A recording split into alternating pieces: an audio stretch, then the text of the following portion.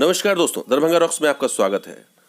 पटना के जेपी सेतु का जो करोड़ों और अरबों रुपए खर्च करके बनाया गया था, उसका फ़ायदा उत्तर बिहार को फिलहाल नहीं मिलेगा। क्यों नहीं मिलेगा, क्या है मामला, पूरी रिपोर्ट हम आपको बताएंगे। देखिएगा ज़रूर पूरी, क्योंकि इससे आपको पता लगेगा कि ये इम्पोर्टेंट स्ट्रेच या ये इम्पोर्टेंट पुल जो बनाया गया था इतनी उम्मीदों के साथ, उसका फ़ायदा उत्तर बिहार को क्यों नहीं मिलेगा और ये दिसंबर तक नहीं मिलेगा।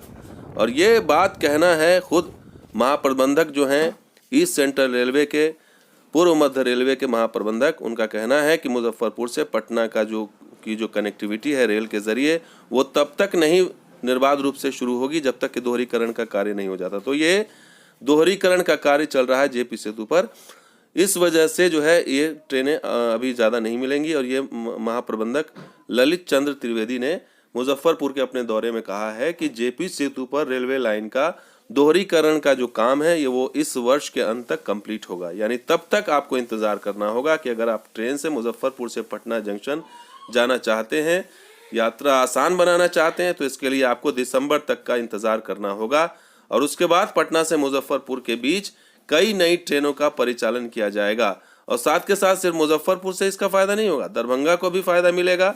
दरभंगा से भी पटना की कनेक्टिविटी होगी और बाकी शहरों की भी होगी बिहार के, वो भी मैप के ज़रिए समझाते हैं। और इसके लिए लेकिन आपको दिसंबर तक का इंतज़ार करना होगा, ये कह रहे हैं। और फिलहाल जो स्थिति है वो ये समझ लीजिए, ये है जेपी सेतु ग्रीन वाला, और ये मुजफ्फरपुर और पटना के बीच ये डबल लाइन जब बनेगी, जब ये ब्रिज का कंप्लीट होगा, तो इस तरीके से आवाजाही होगी। और उसके सिर्फ फ़ायदा मुजफ्फरपुर को नहीं होगा, दरभंगा को होगा, सीतामढ़ी को होगा, सुपौल को होगा, और बाकी इस चंपारण और इधर समस्तीपुर, यहाँ तक कि आपको मधुबनी, सुपौल, ये सारे ज़िले जो हैं वो जब आगे आने वाले दिनों में जुड़ेंगे या फिर ट्रेनें शुरू होंगी तो उनको इस रूट के ज़रिए फ़ायदा होगा। तो इसके लिए जो रूट अभी अवेलेबल है, ट्रेनें बढ़ाई जा सकती हैं, लेकिन महाप्रबंधक जी का कहना है कि ये अभी नहीं होगा। वो इसकी वजह यह है कि अभी दोहरीकरण का कार्य कंप्लीट नहीं हुआ। तो ये अब ये बहाना है या क्या है, वो आपको समझना चाहिए कि क्या है। ये फिलहाल उन्होंने ये भी कहा है कि नरकटियागंज और मुजफ्फरपुर के बीच दोहरीकरण का कार्य तेज़ गति से चल रहा है और इसका जो है कार्य शुरू कर दिया गया है। और इसका टारगेट उन्होंने बताया है कि 2021 में इसे पूरा करने का लक्ष्य रखा गया है। तो ये भी दूसरा प्रोजेक्ट उन्होंने इसकी जानकारी दी है। जबकि तीसरे प्रोजेक्ट के बारे में उन्होंने कहा है कि हाजीपुर से वैशाली तक रेलवे लाइन बन चुकी है और जल्द ही ट्रेनों का परिचालन होगा, लेकिन समय उन्होंने बताया नहीं है। और मुजफ्फरपुर झाझा लाइन जो तीसरी लाइन का जो निर्माण कार्य की योजना है, वो भी प्रायोरिटी पर है रेलवे के। लेकिन सबसे अहम चीज़ है कि जेपी सेतु का फ़ायदा मुजफ्फरपुर को नहीं मिलेगा, दरभंगा को नहीं मिलेगा। वो क्यों नहीं मिलेगा? क्योंकि दोहरीकरण कंप्लीट नहीं है। अब ये बहानेबाजी समझा जाए या फिर कुछ और, लेकिन इतना तय है कि जिस मकसद से जेपी सेतु को बनाया गया था, वो मकसद उत्तर बिहार का पूरा नहीं हुआ है। और लोग अभी भी सड़क मार्ग से ही निर्भर करते हैं, उत्तर बिहार के लोग।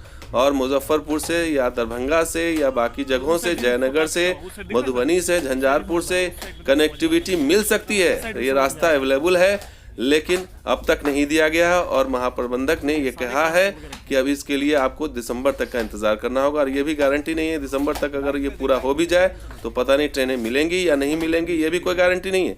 तो ऐसे में सवाल यही है कि आखिर पटना इतना दूर क्यों है रेलवे से, और एकमात्र जो इंटरसिटी चलती है जयनगर से या फिर दूसरी जगहों से, दानापुर से, उसका भी बेनिफिट नहीं है, क्योंकि वो 5 से 6 घंटे लेती है।